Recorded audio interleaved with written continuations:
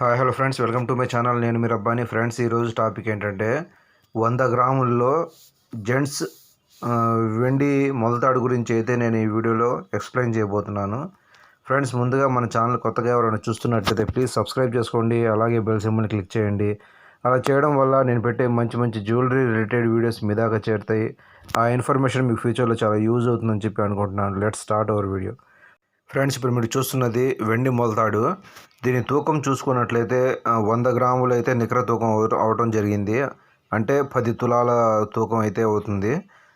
వీటి ఆది వచ్చేటప్పటికి 42 అంగుళాల ఆది. అంటే ఇది పెద్దవాళ్ళది ఇది. వీటిలోనే ఇంకా తక్కువలో కావాలన్నా కానీ మనకు సింగిల్ పేటలు దొరుకుతాయి. ఇది వచ్చేటప్పటికి డబుల్ పేట, మందంగాను చాలా వెడల్పుగా అయితే రావడం జరిగింది.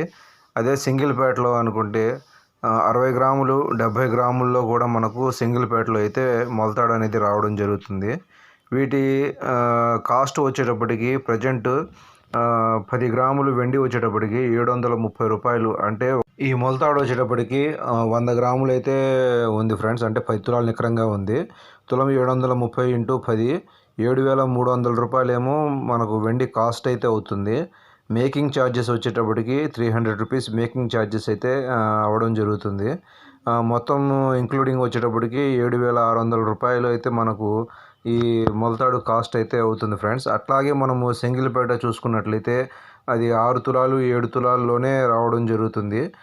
కామన్గా మనకు కాస్ట్ అనేది తులానికి వచ్చేటప్పటికి 730 ఇంటూ మనము 6 తులాలు అయితే 6 తులాలకి 7 తులాలు అయితే 7 తులాలకి అయితే కాస్ట్ అయితే మనం వేసుకోవచ్చు.